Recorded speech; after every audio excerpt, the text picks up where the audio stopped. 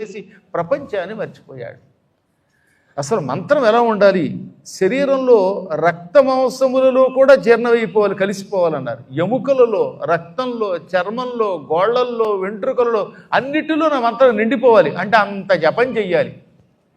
చెయ్యగా చెయ్యగా శరీరము పాంచభౌతిక శరీరం కాకుండా, పంచభూతములతో ఏర్పడిన శరీరం కాకుండా పూర్తిగా మంత్రస్వరూపం అయిపోవాలి. నేను అలాంటి వాళ్ళని చూశాను. హిమాలయాలలో ఒక ఆయన ఉన్నాడు. ఆయన ఎప్పుడు గోచి కూడా లేకుండా దిగంబరంగా తిరిగేవాడు. ఆ మంచులో చలిలో ఎలా తిరుగుతున్నాడో తెలియదు, గడ్డ మీద కూర్చున్నాడు. ఓసారి ఆయన శరీరం ముట్టుకుంటే, కుడి చేయి ముట్టుకుంటే ఓం నమో నారాయణాయ, ఎడం చేయి ముట్టుకుంటే ఓం నమ శివాయ, శిరస్సు ముట్టుకుంటే బాలామంత్రం వచ్చేవి. నాకు ఆశ్చర్యం కలిగింది.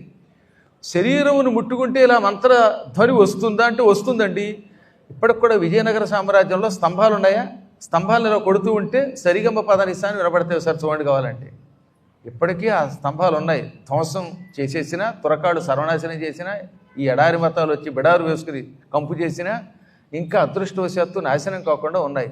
ఆ స్తంభముల మీద అలా కొడుతూ ఉంటే సారీగా మా పాదాని అనే శబ్దాలు వస్తాయి. ఎంత ఆశ్చర్యకరమైనది శిల్పకళ! మహానుభావులైనటువంటి శిల్పాచార్యుల వారు ఆనాడు విశ్వకర్మ యొక్క ప్రతీకలై అంత పవిత్ర వంశంలో పుట్టి ఆలయాల నిర్మాణం చేశారు. వాడు నిర్మించినటువంటి ఆ స్తంభాలు, ఆ గోపురాలు ఇప్పటికీ ఎవరికీ అర్థం కావు. ఏ ఇంజనీర్కి అర్థం కాదు. ఇవాళ చదువుకున్న ఇంజనీర్ గారు డ్యాము కడితే స్కాములు అవి, పొద్దున కడితే సాయంత్రానికి కూలిపోతున్నాయి. అటువంటివి 1300 సంవత్సరాల క్రితం కట్టినటువంటి ఆలయాలు కూడా ఇవాళ చెక్కు చెదరట్లేదంటే ఆలయాలు ఎంత గొప్ప ఆలోచించండి. వాటికి పొరపాటున మనం రంగులు వేస్తే పాడు చేయాలి. ఈ దిక్కుమాల సున్నం వేస్తున్నారు, వేస్తే మొత్తం పాడైపోతున్నాయి. అందుకే ఈ మధ్యన మొత్తం గీకేశారా లేదా?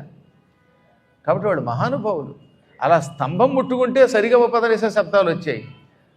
అలాగే మంత్రము నిరంతరం జపం చేస్తే చెయ్యగా చెయ్యగా మంత్రసిద్ధి ఏర్పడుతుంది. ఒక వ్యక్తికి మంత్రము సిద్ధించిందా లేదా ఎలా తెలుస్తుంది? మీరు ఇవాళ అష్టాక్షరీ మంత్రం గురించి తెలుసుకుంటున్నారు కాబట్టి దాని గురించి చెప్పుకుందాం. ఒక ఆయన నిరంతరం ఓం నమో నారాయణాయ అనే మంత్ర జపం చేశాడు. మంత్రసిద్ధి అయ్యిందా లేదా మీకే తెలుస్తుంది. మీ శరీరం మీద ఇలా ఇలా కొట్టుకోండి. కొట్టుకున్నప్పుడు శరీరం నుంచి చెవుల్లోకి ఓం నమో నారాయణాయ అనే మంత్రం వినిపించిందంటే మీకు సిద్ధి అయినట్టే. అది మీకు కూడా తెలుస్తుంది ఎప్పుడు సిద్ధి వచ్చినప్పుడు. అలా సిద్ధి పొందినటువంటి కొంతమంది ఋషుల్ని నేను చూశాను కాబట్టి చెబుతున్నాను. వాళ్ళని ముట్టుకునే అవకాశం నాకు ఇచ్చారు వాళ్ళు, నా అదృష్టవశాత్తు మా బాల్యంలో. వాళ్ళు అలా ముట్టుకుంటే వారి శరీరం నుంచి ఆ శబ్దం వెలువడింది. అది మనం చెవుల ద్వారా వినం, హృదయం ద్వారా వినగలుగుతాం. హృదయం ద్వారా వినగలుగుతాం. ఒక్కోసారి పెద్ద పెద్ద శబ్దాలు వచ్చినప్పుడు గుండె ధడక్కమంటుందా లేదా? ఏ బాంబో పేలితే అబ్బా అని కంపిస్తోంది. అది చెవుల ద్వారా వచ్చిన శబ్దం కాదు, హృదయంలోంచి వచ్చిన శబ్దం. అలాగే భగవన్నామస్మరణం బాగా చెయ్యగా చెయ్యగా శరీరం పవిత్రమైపోయినప్పుడు ఆ మహాత్ముల్ని ముట్టుకుంటే మన హృదయంలో వారు చేస్తున్న మంత్రధ్వని వినపడుతుంది. అది మంత్ర సాధన. అప్పుడు ఏమవుతుందనమాట, ఈ మంత్ర సాధన వల్ల శరీరమే మంత్రమయమైపోవడం వల్ల వాళ్ళు ఏమంటే అది అయిపోతుంది. అందుకే మహాత్ములైన మంత్రవేత్తలకి బాధ కలిగించకండి.